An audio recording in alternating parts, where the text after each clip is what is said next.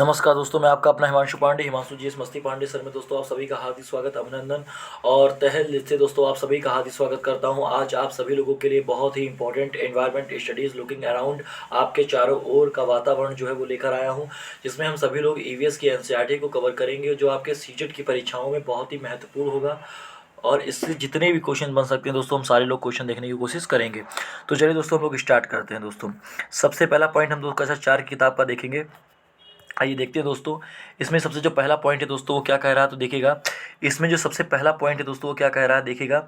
सबसे जो इसमें पहला पॉइंट है वो ये कह रहा है कि बांस से बने पुल असम में पाए जाते हैं। दोस्तों बहुत इंपॉर्टेंट क्वेश्चन है कि जो बांस के पुल होते हैं वो कहाँ के पाए पाए जाते हैं। तो बांस के जो पुल होते हैं दोस्तों वो असम में पाए जाते हैं। तो ध्यान रखना, बहुत इंपॉर्टेंट क्वेश्चन है कि बांस से बने हुए पुल कहाँ पाए जाते हैं। तो बांस से बने हुए पुल जो है वो असम राज्य में पाए जाते हैं।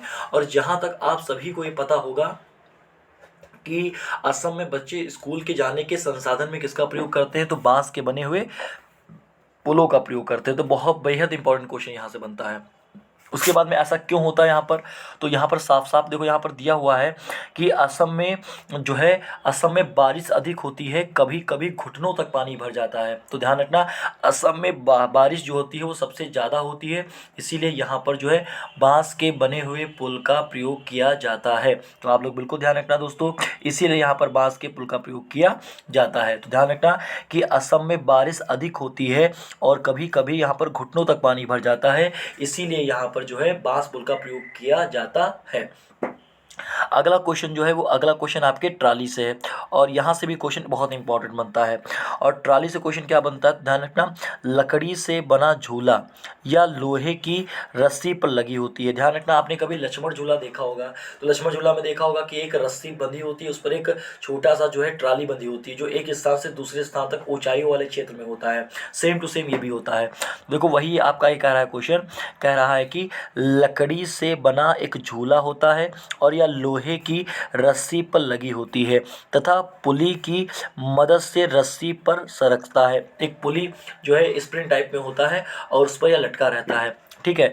कक्षा 4 से 5 मतलब 4 से 5 मतलब 4 से 5 बच्चे एक साथ उसमें बैठ सकते हैं। तो बेहद और बहुत इंपॉर्टेंट क्वेश्चन है। ध्यान रखना कि लकड़ी से बना एक झूला होता है और यह लोहे की रस्सी पर लगी होती है, जो पुली की मदद से, दोस्तों किसकी मदद से, पुली की मदद से इस रस्सी पर सरकता है और 4 से 5 बच्चे एक साथ इसमें बैठ सकते हैं। चलिए दोस्तों आगे देखते हैं। तो ध्यान रखना दोस्तों, ये बेहद इंपॉर्टेंट क्वेश्चन था। उसके बाद में दोस्तों अगला क्वेश्चन क्या कह रहा है, तो अगला क्वेश्चन देखिए कह रहा है कि सीमेंट का पुल, ये स्कूल जाने के संसाधन है। ध्यान रखना, सीमेंट का पुल। दोस्तों ये कह रहा है सीमेंट के पुल में सबसे खास बात ये कह रहा है कि ये सीमेंट ईंटों और लोहे के सरियों से बना होता है। आप सभी को पता है, ये हम लोग उत्तर भारत में जो बच्चे स्कूल जाते हैं वो सीमेंट के पुल, मतलब देखा होगा कि नीचे नदी बह रही है और ऊपर पुल बना हुआ है, तो उसी को हम लोग क्या कहते हैं, यह सीमेंट ईंटों तथा लोहे की सरियों से बने होते हैं। अब ध्यान रखना, अगर कोई पूछे कि उत्तर भारत में किसका प्रयोग करते हैं बच्चे, तो सीमेंट के पुल का प्रयोग करते हैं। और अगर केरल की बात करें तो केरल में जो है एक स्थान से दूसरे स्थान तक जाने के लिए हम लोग नावों का प्रयोग करते हैं। तो वही लिखा है वल्लभ। और सभी लोग ध्यान रखना, केरल में जो नाव चलते हैं उनको वल्लभ कहा जाता है और लकड़ी की होती है। वो लिखा लिखा हुआ है केरल में नदी पार कराने के लिए इसका प्रयोग किया जाता है। यानी हम कह सकते हैं कि जो एक प्रकार की नाव होती है वो नाव आपकी केरल में है, और केरल में जो नाव चलाई जाती है उसका नाम वल्लभ रखा गया है। और वल्लभ लकड़ी की बनी छोटी नाव होती है। ध्यान रखना, वल्लभ लकड़ी की बनी एक सबसे छोटी नाव होती है। और कभी भी अगर आपको वल्लभ ऑप्शन में ना मिले तो दोस्त, मेरे दोस्त, आप ऑप्शन में अगर कभी वल्लभ ना मिले तो आप ऑप्शन में कर सकते हो फेरी। इसे क्या कहा जाता है, इसे फेरी भी कहा जाता है। इसे क्या कहा जाता है, इसे फेरी भी कहा जाता है दोस्तों। चलिए आगे बढ़ते हैं। आगे देखो लिखा हुआ है यहाँ पर ऊंट गाड़ी। दोस्तों बहुत इंपॉर्टेंट क्वेश्चन है ऊंट गाड़ी से, ये स्कूल जाने के संसाधन वाले चैप्टर्स में आते हैं। तो लिखा हुआ है कि राजस्थान में एक जगह से दूसरी जगह पर जाने के लिए इसका प्रयोग किया जाता है। राजस्थान में एक जगह से दूसरी जगह पर जाने के लिए इसका प्रयोग किया जाता है। तो ध्यान रखना कि ऊंट गाड़ी का प्रयोग कहाँ किया जाता है, तो ऊंट गाड़ी का प्रयोग राजस्थान में किया जाता है। वल्लभ का प्रयोग कहाँ किया जाता है, तो वल्लभ का प्रयोग जो है केरल राज्य में किया जाता है, जिनको फेरी भी कहते हैं। सीमेंट के पुल का प्रयोग कहाँ किया जाता है, तो उत्तर भारत में किया जाता है। और सभी को पता है कि बांस के पुल का प्रयोग असम में किया जाता है। जबकि ट्राली का प्रयोग अधिकतर लद्दाख वाले क्षेत्र में किया जाता है। ठीक है, उसके बाद देखिएगा अगला क्वेश्चन है आपका बैलगाड़ी से। और देखिएगा यहाँ पर जो बैलगाड़ी से क्वेश्चन लिखा हुआ है, इसमें लिखा हुआ है कि बैलगाड़ी, तो देखिएगा मैदानी इलाकों में किसी गांव में इसका प्रयोग किया जाता है। मतलब जो एक छोटा सा गांव होता है, वहाँ पर जो बच्चे के स्कूल जाने का संसाधन होता है दोस्तों, वो क्या होता है? बैलगाड़ी। तो बहुत सारे गाँव के बच्चे जो स्कूल जाते हैं वो अधिकतर उत्तर भारत के लोग बैलगाड़ी का प्रयोग करते हैं। लेकिन शहर की बात नहीं की जा रही, वो गाँव की बात की जा रही है। ठीक है, according to NCERT book in class 4th। चलिए उसके बाद दोस्तों आगे बढ़ते हैं। आगे देखो जुगाड़ गाड़ी, दोस्तों बहुत इंपॉर्टेंट क्वेश्चन है जुगाड़ गाड़ी। और यहाँ पे लिखा है जुगाड़ गाड़ी, मैंने इसके बार कई बार आप लोगों से चर्चाएं भी की हैं, ध्यान रखना। यह आगे से मोटर बाइक की तरह दिखती है और इसके पीछे लकड़ी के पट्टों से बनी होती है। और आप ध्यान रखना, जुगाड़ गाड़ी से आवाज़ आती है पट पट पट पट पट पट पट पट पट पट पट पट। तो ध्यान रखना, जो पट पट पट पट आवाज़ आती है ना, वो जुगाड़ गाड़ी से आती है। आपने कभी अपने लखनऊ में भी देखा होगा कि एक पीछे मोटरसाइकिल या पीछे एक स्कूटर लगा हुआ है, जबकि उसके पीछे एक ठेलिया लगी हुई है। तो आगे स्कूटर है और पीछे एक ठेलिया है, तो उसको हम लोग क्या बोलते हैं? जुगाड़ गाड़ी। और जुगाड़ गाड़ी का प्रयोग सबसे ज़्यादा कहाँ किया जाता है? तो ध्यान रखना, जुगाड़ गाड़ी का सबसे ज़्यादा प्रयोग गुजरात में किया जाता है दोस्तों। कहाँ किया जाता है? गुजरात में। ध्यान रखना, जुगाड़ गाड़ी का प्रयोग सबसे ज़्यादा दोस्तों कहाँ किया जाता है? गुजरात में किया जाता है दोस्तों। चलिए आगे बढ़ते हैं दोस्तों। आगे देखिएगा बहुत अच्छा क्वेश्चन आया है आपके लिए। और ये क्वेश्चन कह रहा है कि घने जंगलों में दिन में भी अंधेरा लगता है। घने जंगलों में दिन में भी अंधेरा लगता है, उस सन्नाटे में पक्षियों और जानवरों की आवाज़ें सुनाई देती हैं। दोस्तों यहाँ पर ये पूछा जाएगा, यहाँ पर इस प्रकार से क्वेश्चन पूछा जाता है कि बताइए कि पक्षियों और जानवरों की आवाज़ें कब सुनाई देती हैं। ये एनसीईआरटी का लेशन है, पक्षी और आपके जानवर। ठीक है, तो आप कहोगे घने जंगलों में दिन में भी अंधेरा लगता है और उस समय सन्नाटा होता है, तब पक्षियों और जानवरों की आवाज़ हमको सुनाई देती है दोस्तों। उसके बाद दोस्तों आगे बढ़ते हैं। आगे ध्यान रखना कि ये सारी थ्योरी आपको पढ़ना पड़ेगा। बर्फ़ पर पैर जमाते हुए ध्यान से चलना है। ठीक है, ताज़ी बर्फ़ में पैर धंस जाते हैं। ध्यान रखना, बर्फ़ पर कहा गया है कि बर्फ़ पर व्यक्ति को पैर जमाते हुए ध्यान से चलना चाहिए, क्योंकि ताज़ी बर्फ़ में जो होते हैं वो पैर धंस जाते हैं, और अगर बर्फ़ जमी हुई है तो पैर फिसल जाते हैं। तो कहने का केवल एक ही मकसद है कि जब कभी भी बच्चे जो है बर्फ़, मतलब ऐसे इलाके होते हैं जहाँ पर जम्मू कश्मीर तरफ बर्फ़ बहुत ज़्यादा पड़ती है, तो वहाँ पर स्कूल जाने के लिए वो बर्फ़ों पर चलते हैं। तो उनके लिए निर्देश दिया गया है कि बर्फ़ पर पैर जमाते हुए ध्यान से चलना चाहिए। अगर वो ताज़ी बर्फ़ हुई तो पैर धंस जाएंगे, आपको दिक्कत काफ़ी होगी। और अगर बर्फ़ ज़मीन पर हुई और जमी हुई तो आप फिसल जाओगे, तो आप ध्यान रखना। और दूसरा आगे दोस्तों अगला क्वेश्चन बहुत इंपॉर्टेंट है, उत्तराखंड में है ये, ध्यान रखना। ऊबड़ खाबड़ और पथरीले रास्ते सबसे ज़्यादा कहाँ हैं? तो ऊबड़ खाबड़ और पथरीले रास्ते सर्वाधिक उत्तराखंड में है। और ध्यान रखना कि ऊबड़ खाबड़ इलाकों से बच्चे किस राज्य में स्कूल जाते हैं? तो आप कहोगे उत्तराखंड में दोस्तों। चलिए आगे बढ़ते हैं। आगे देखिएगा बहुत अच्छा क्वेश्चन दोस्तों आया है आप सभी लोगों के लिए। ध्यान रखना, आपका लिखा हुआ है कि पक्षियों के कान दिखते नहीं हैं। पक्षियों के कान दिखते नहीं हैं, लेकिन उनके सिर के दोनों तरफ छोटे छोटे छेद होते हैं। कभी आप पक्षियों को देखिएगा, उनके कभी आपको कान नहीं दिखेंगे, और लेकिन उनके सिर के पास में दो छोटे छेद होते हैं।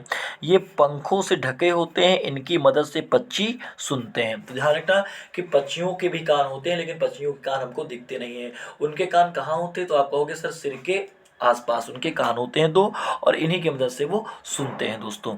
अगला देखिएगा दोस्तों, अगला क्या कह रहा है? तो अगला कह रहा है दोस्तों कि छिपकली के भी, अगला कह रहा है दोस्तों, देखिएगा अगला कह रहा है कि छिपकली के भी छोटे छेद जैसे कान दिखाई देंगे। और छिपकली के भी ऐसे बिल्कुल, मतलब छिपकली के कभी कान तुम नहीं देख पाओगे, छिपकली के भी छोटे छेद जैसे कान होते हैं। इस बात को भी ध्यान रखना, नहीं पक्षी के भी होते हैं और छिपकली के भी होते हैं। आगे कह रहा है कि मगरमच्छ के भी छोटे छेद जैसे कान होते हैं, लेकिन आसानी से दिखाई नहीं देते हैं। सेम टू सेम प्रोसेस छिपकली का भी है और पक्षी का भी और मगरमच्छ का भी है। आगे कह रहा है जानवरों की खाल पर जो डिज़ाइन होती है वो उनके शरीर पर बाल होने के कारण होती है। दोस्तों बहुत अच्छा क्वेश्चन है दोस्तों, बहुत अच्छा और सबसे बेहतरीन क्वेश्चन दोस्तों है ये। और ध्यान रखना दोस्तों, ये सबसे अच्छा मेरा फेवरेट क्वेश्चन है ये वाला, कि जानवरों की खाल पर डिज़ाइन होती है तो किसके कारण? तो ध्यान रखना कि उनके शरीर पर जो बाल होते हैं उनके कारण डिज़ाइन होती है। ध्यान रखना, जानवरों की खाल पर जो डिज़ाइन होते हैं वो उनके शरीर पर बाल होने के कारण होते हैं, ना कि उनमें पहले से कोई डिज़ाइन तैयार की जाती है। तो ध्यान रखना कि जानवरों की खाल पर जो डिज़ाइन तैयार किए जाते हैं वो तैयार किए नहीं जाते हैं, वो उनके बाल होने के रीज़न से होते हैं। और ध्यान रखना, अगर उनके शरीर पर कोई भी बाल नहीं है तो उनमें कोई कलर भी नहीं होगा। ठीक है दोस्तों, चलिए आगे बढ़ते हैं। आगे दोस्तों अगला बहुत इंपॉर्टेंट क्वेश्चन है कि जो एक बड़ा हाथी होता है वो एक दिन में 100 किलोग्राम से ज़्यादा पत्ते और झाड़ियाँ खा लेता है। दोस्तों एक बड़ा जो हाथी होता है वो एक दिन में कितने किलोग्राम से ज़्यादा पत्ते खा लेता है? तो आप कहोगे 100 किलोग्राम से ज़्यादा पत्ते खा लेता है, और ये जो है झाड़ियाँ खा लेता है 100 किलोग्राम तक। ठीक है। और हाथी बहुत कम आराम करता है दोस्तों, एक दिन में हाथी केवल 2 से 4 घंटे ही सोता है। ध्यान रखना, हाथी केवल 2 से 4 घंटे ही सोता है और यह बहुत कम आराम करता है। जबकि सबसे ज़्यादा जो आराम करने वाला जानवर है उसका नाम है स्लॉथ। आपने सुना होगा, यह उल्टा 17 घंटा उल्टा लटक कर सोता है और सप्ताह में केवल एक बार शौच के लिए उतरता है। यह शौच के लिए उतरता है। यह बहुत ही आलसी प्रवृत्ति का होता है, लेकिन बहुत काफ़ी अच्छा तैराक माना जाता है दोस्तों। तो वही लिखा है कि हाथी बहुत कम आराम करता है और एक दिन में केवल 2 से 4 घंटे सोता है। जबकि एक बड़ा जो हाथी होता है वो 100 किलोग्राम से ज़्यादा पत्ते और झाड़ियाँ खा लेता है दोस्तों। चलिए दोस्तों आगे बढ़ते हैं दोस्तों। अब अगला देखते हैं। अगला देखो, हाथी के बारे में लिखा है, हाथी से कई बार प्रश्न पेपर में बनते हैं दोस्तों। लिखा है कि हाथी को पानी और कीचड़ में खेलना बहुत पसंद होता है। दोस्तों ध्यान रखना, हाथी को सर्वाधिक खेलना किसमें पसंद होता है? तो हाथी को सर्वाधिक पानी और कीचड़ में खेलना बहुत पसंद होता है। इससे उसके शरीर में ठंडक मिलती है। इससे शरीर को क्या मिलती है? ठंडक मिलती है। और आप सभी लोग ध्यान रखना कि अफ्रीका के हाथी के कान बड़े होते हैं और इंडिया के हाथी वाले जो होते हैं उनके कान छोटे होते हैं। अब सोच रहे हो कि इंडिया के हाथी के कान छोटे काहे हैं और अफ्रीका के हाथी के कान बड़े काहे हैं?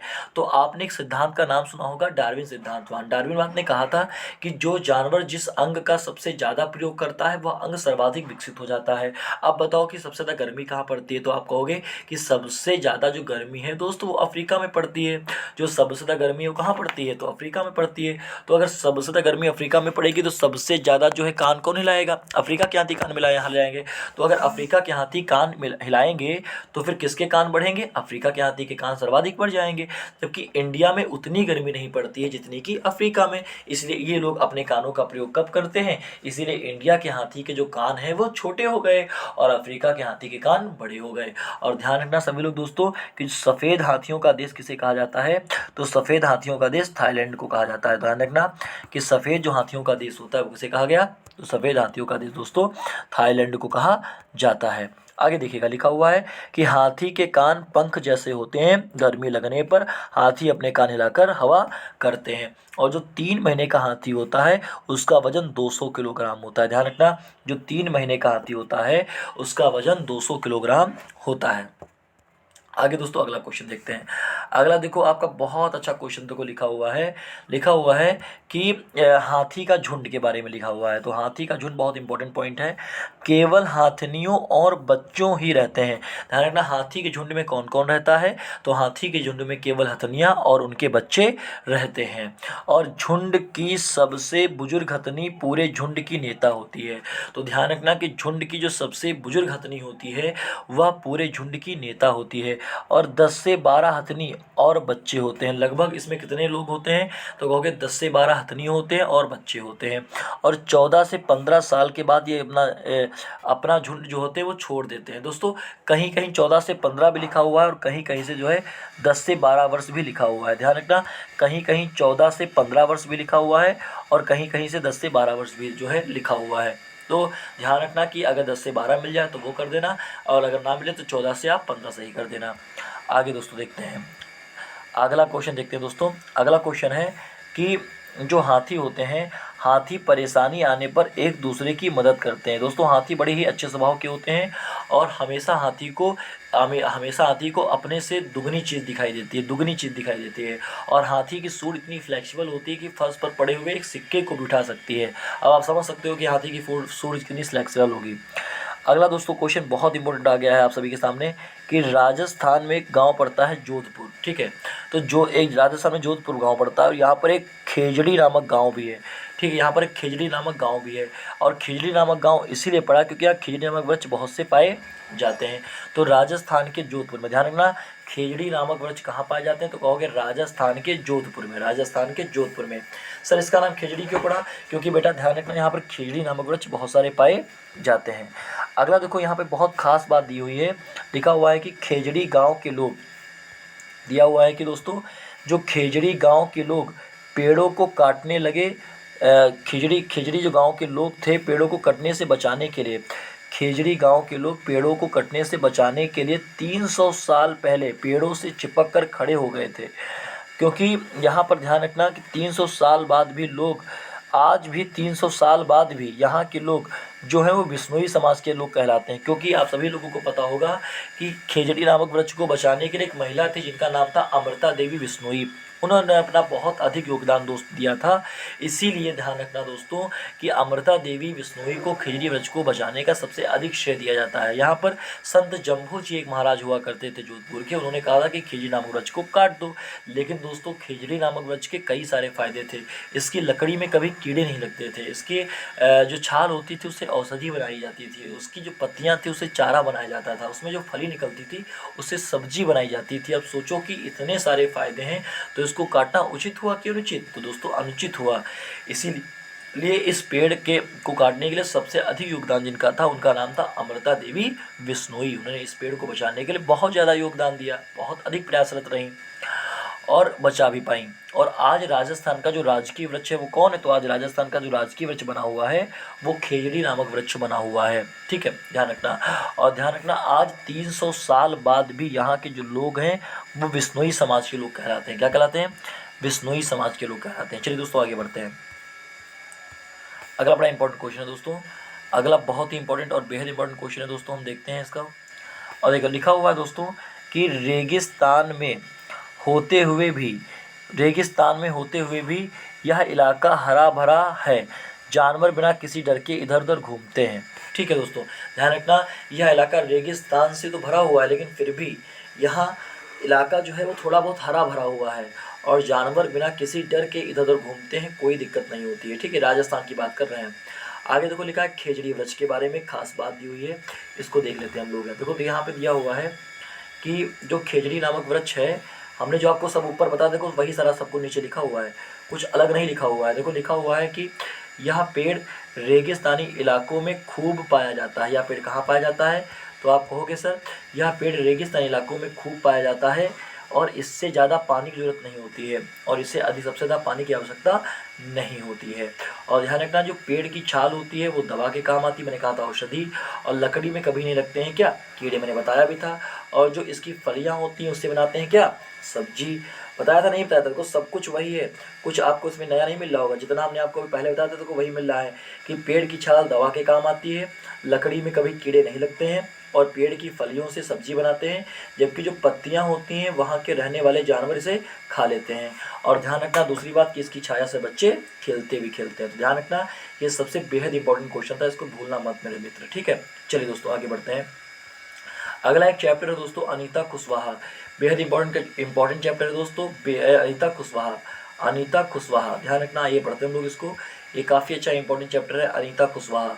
और ध्यान रखना ये महिला है, चैप्टर का नाम है चमकता सितारा। ठीक है, तो आइए देखते हैं चमकते सितारे उन साधारण लड़कियों की असाधारण कहानियाँ हैं जिन्होंने स्कूल जाकर अपनी ज़िंदगी बदली। ये उसका एक मतलब स्लोगन है, वो लिखा हुआ है यहाँ पर कि चमकते सितारे उन साधारण लड़कियों की असाधारण कहानियाँ हैं जिन्होंने स्कूल जाकर अपनी ज़िंदगी बदल दी। ठीक है, तो आइए देखते हैं इसके बारे में पढ़ते हैं। देखो लिखा हुआ है कि बिहार में मुजफ्फरनगर का बोचाहा गांव, बिहार में मुजफ्फरनगर, तो वहाँ देखो लिखा है बिहार के मुजफ्फरनगर में एक गाँव पड़ता है बोचाहा गाँव, और इस इलाके में लीची के पेड़ बहुत पाए जाते हैं। किसके पेड़ पाए जाते हैं, लीची के। किसके पेड़ बहुत पाए जाते हैं, लीची के। तो ध्यान रखना लीची के पेड़ सर्वाधिक कहाँ पाए जाते हैं, बिहार में। ठीक है, आगे देखिएगा अगला क्या लिखा हुआ है।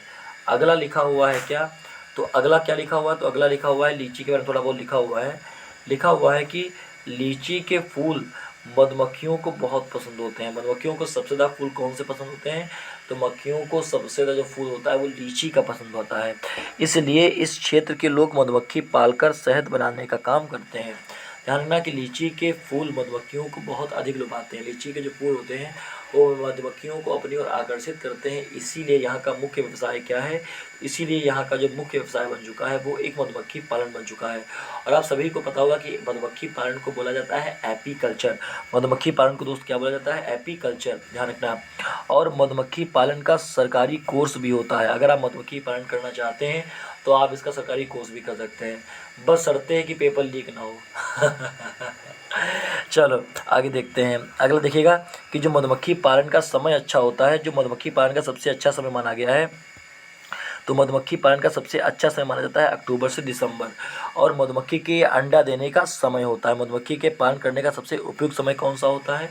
तो मधुमक्खी पालन का जो सबसे उपयुक्त समय माना गया है दोस्तों, वह माना गया है अक्टूबर से दिसंबर। लीची के फूल किस महीने में खिलते हैं? तो ध्यान रखना, जो लीची के फूल होते हैं वो फरवरी माह में खिलते हैं। जो लीची के फूल होते हैं वह फरवरी माह में खिलते हैं। लीची के फूल किस माह में भैया खिलते हैं? ध्यान रखना, लीची के फूल फरवरी माह में जो है खिलते हैं। और मधुमक्खी पालन का जो सबसे अच्छा समय माना जाता है दोस्तों, कब माना गया? तो मधुमक्खी पालन का जो सबसे अच्छा समय माना जाता है दोस्तों, वह माना गया अक्टूबर से दिसंबर के बीच में। आगे देखो लिखा है कि मधुमक्खी इसके एक छत्ते से कितना, मधुमक्खी के एक बक्से से कितना शहद निकलता है? तो दोस्तों ध्यान रखना कि 12 केजी निकलता है। कितना दोस्तों? 12 केजी, 12 किलोग्राम। ध्यान रखना 12 किलोग्राम निकलता है, इस बात को बिल्कुल ध्यान रखना। आगे लिखा है मधुमक्खी का छत्ता। तो ध्यान रखना हर छत्ते में एक रानी होती है जो अंडे देती है। ध्यान रखना कि मधुमक्खी अंडे देने का काम कौन करता है? तो अंडे देने का काम रानी मधुमक्खी करती है। ठीक है, अगला देखते हैं दोस्तों। अगला है कि अगला तो कह रहा है कि अगला कह रहा है दोस्तों कि जो आपके छत्ते होते हैं ना, जो आपके छत्ते होते हैं, जो आपके छत्ते होते हैं, तो छत्ते में बहुत सारी काम करने वाली मधुमक्खियाँ भी होती हैं। ये दिन भर काम करती हैं और शहद के लिए फूलों का रस ढूंढती रहती हैं। छत्ते में बहुत सारी ऐसी मधुमक्खियाँ होती हैं जो दिन भर काम करती हैं और शहद के लिए फलों को दूसरे को ढूंढती रहती हैं। आगे देखिएगा, जब किसी मधुमक्खी को रस मिल जाता है, ध्यान रखना दोस्तों ये बहुत इंपॉर्टेंट क्वेश्चन है कि जब किसी मधुमक्खी को रस मिल जाता है तो वह एक दूसरे को नाच कर दिखाती हैं दूसरी मक्खियों को कि यह पता चल गया है कि रस इनको कहाँ पर मिला है। दोस्तों कितनी अच्छी हमारी प्रकृति है, इसको बताओ केवल जब ये जान जाते हैं कि यहाँ पर शहद का काफ़ी अच्छा संसाधन मिल चुका है, तब ये लोग जो है एक डांस करती हैं और उस डांस में मधुमक्खियों को पता चल जाता है कि भैया लगता है यहाँ पर इस पार्टी कटेगी और केक सब में बटेगा। ठीक है, तो ध्यान रखना। उसके बाद दोस्तों आगे बढ़ते हैं हम लोग। आगे देखिए क्या लिखा हुआ है कि ये पॉइंट बहुत अच्छा है दोस्तों। यहाँ पर अगर हम इसको देखें, लिखा हुआ है दोस्तों कि वे रस से शहद बनाती हैं, छत्ते बनाने का काम भी इन्हीं का होता है और बच्चों को पालना भी। ठीक है, तो ध्यान रखना वे रस से शहद भी बनाती हैं, छत्ता बनाने का कार्य इसी का होता है और बच्चों का पालन भी इसी से होता है। आगे लिखा हुआ है कि नर मक्खी छत्ते के लिए कुछ खास काम नहीं करती है। तो कुछ खास काम कौन सी नहीं करती है मक्खी? तो नर मक्खी। ध्यान रखना कि नर मक्खी छत्ते के लिए कोई खास काम नहीं करती है। ठीक है, उसके बाद में अगला देखिएगा। अगला क्वेश्चन दिया हुआ है आपका कि चींटियाँ भी मिलजुल कर रहती हैं दोस्तों। क्या रहती हैं? चींटियाँ भी मिलजुल कर रहती हैं, जबकि चींटियों का काम होता है बटा रहता है। रानी चींटियाँ अंडे देती है, बेहद इंपॉर्टेंट क्वेश्चन है। रानी चींटी अंडे देती है और सिपाही चींटी बल का ध्यान रखती है और काम कर चींटियाँ भोजन को ढूंढकर वक्त तक लाने का प्रयास करती हैं। ठीक है, उसके बाद आगे देखिएगा।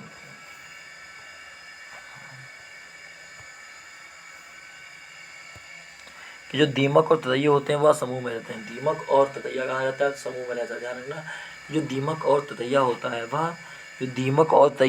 है वह आपका कहाँ रहता है? तो ध्यान रखना, जो दीमक और ततैया होते हैं वो समूह में रहते हैं। कहाँ रहते हैं दोस्तों? समूह में। चलिए दोस्तों, आज के लिए इतना ही आप सभी लोगों के लिए।